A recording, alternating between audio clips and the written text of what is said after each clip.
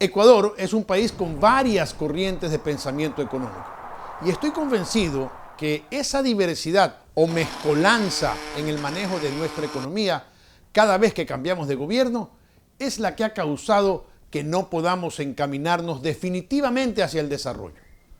Por ejemplo, hay una corriente liberal que considera que el sector privado debe ser el motor de la economía, que el desarrollo del país debe basarse en su capacidad de producción y que esa producción debe ser manejada por la libre empresa a través de la competencia, dejándole al Estado un papel regulador, mas no competidor, con reglas claras de seguridad jurídica y con una burocracia adecuada, bien pagada y eficiente.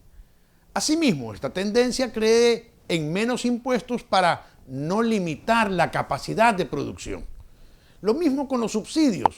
Creen que deben eliminarse o al menos focalizarse porque entorpecen el desarrollo.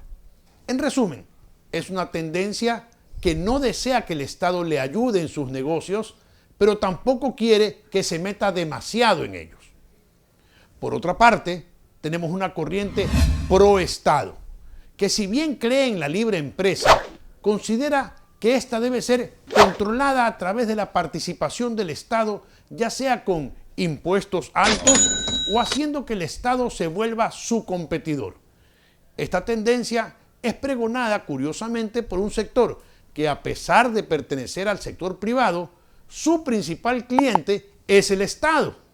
Esta corriente promueve una burocracia abultada y altos impuestos, pero subsidios para sus negocios, y ve al Estado como un gran generador de empleo. En otras palabras, es una tendencia que cree en la empresa privada, pero con incentivo estatal. Más o menos decir como, ponme el negocio con la plata de todos, que yo lo manejo y me llevo las ganancias. Luego tenemos tendencias extremistas.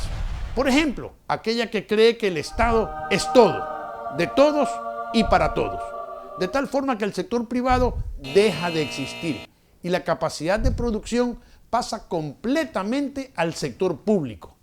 Cree que el Estado debe controlar absolutamente todo y ser todo: empresario, exportador, constructor, educador, minero, zapatero, relojero y hasta dueño de los equipos de fútbol.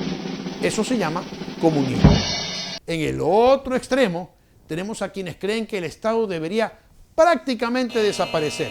Son aquellos que creen que los impuestos, aranceles y subsidios deben eliminarse por completo, que la ley de la oferta y la demanda es la única que debe regular los precios, que la libre competencia debe determinar el desarrollo, que el más fuerte sobrevive y que el débil desaparece.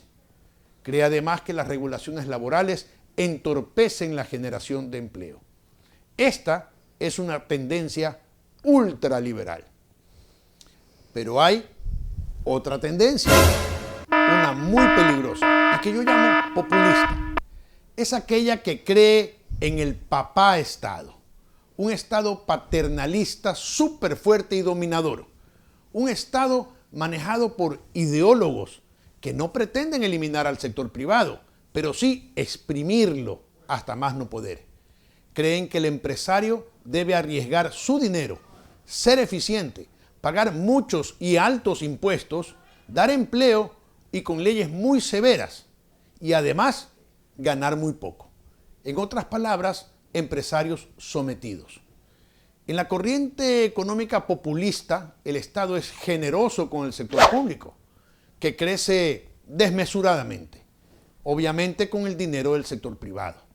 En una economía populista, el Estado lo controla todo, pero deja que ciertos sectores productivos privados funcionen a cambio de prebendas que generalmente son coimas o sobornos para su proyecto político. Ocurre principalmente en áreas donde el Estado no puede competir, como la construcción, telefonía, petróleo, transporte. Esta corriente es la más peligrosa de todas, porque engaña al pueblo y le da esperanzas al desesperado.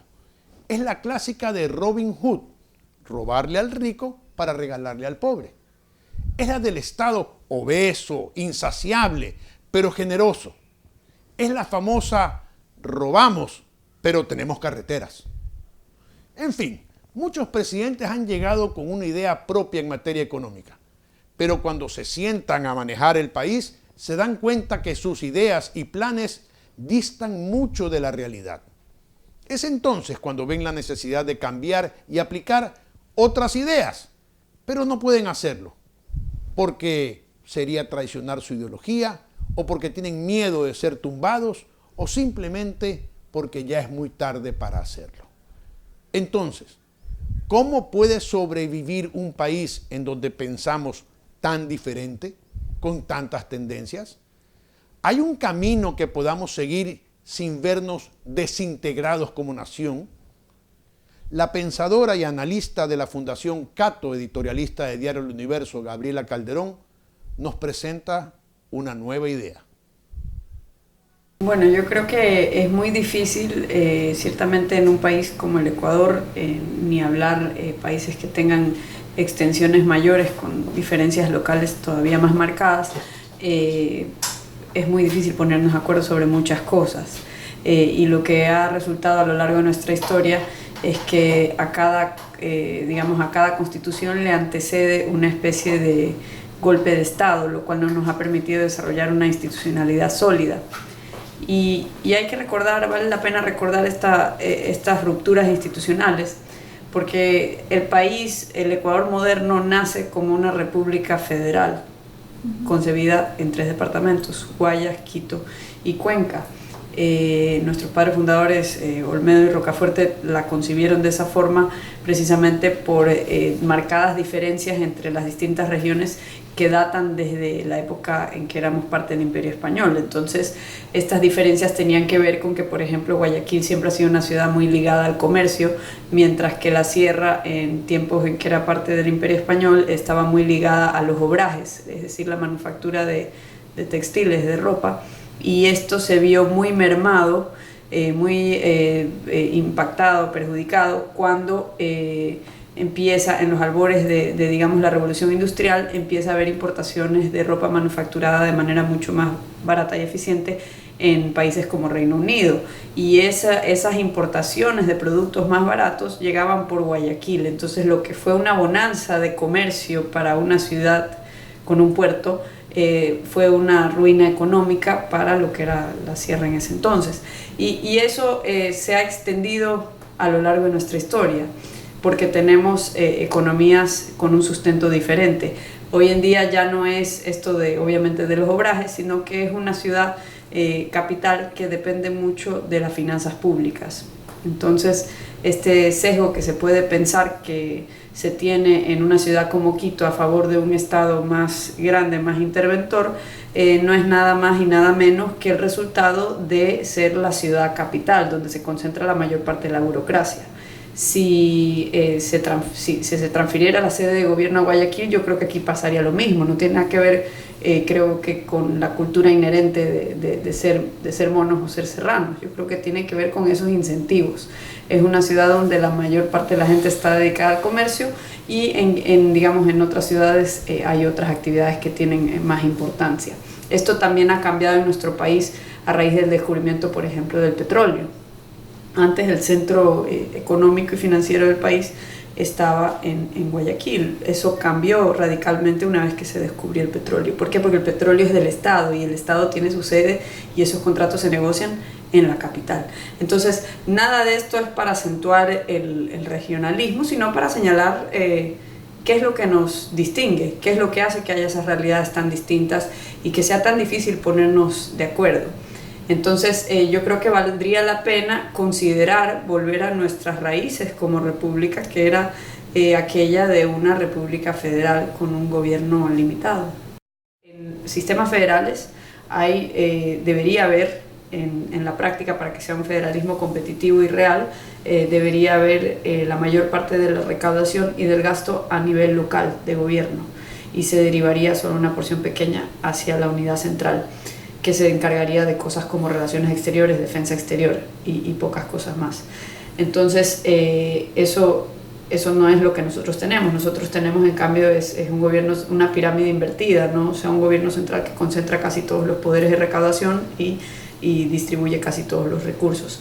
Ahora, no creo conveniente enfrascarnos en discusiones conceptuales que se enfrascan algunos, que si federalismo, que si autonomía, que si descentralización.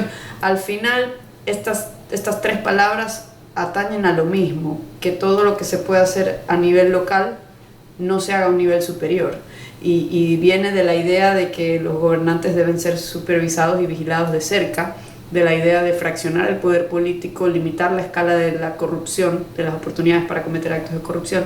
¿Y por qué no ha funcionado? ¿Qué era su pregunta? Bueno, yo creo que no había la iniciativa de los gobiernos locales de exigir competencias, de utilizar las herramientas provistas en la Constitución vigente para ir hacia eso.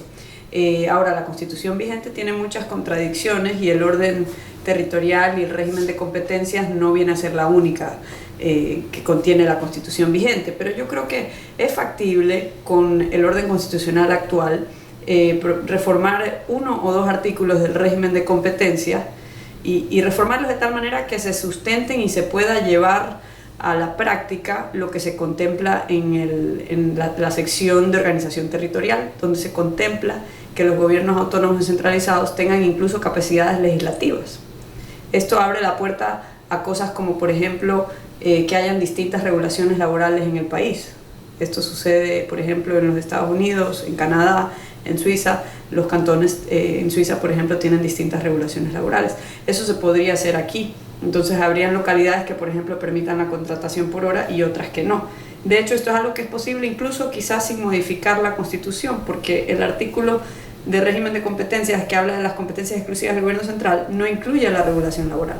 Entonces, un gobierno local, en este caso quizás el Cantón Guayaquil, podría demandar del gobierno la competencia sobre la regulación laboral.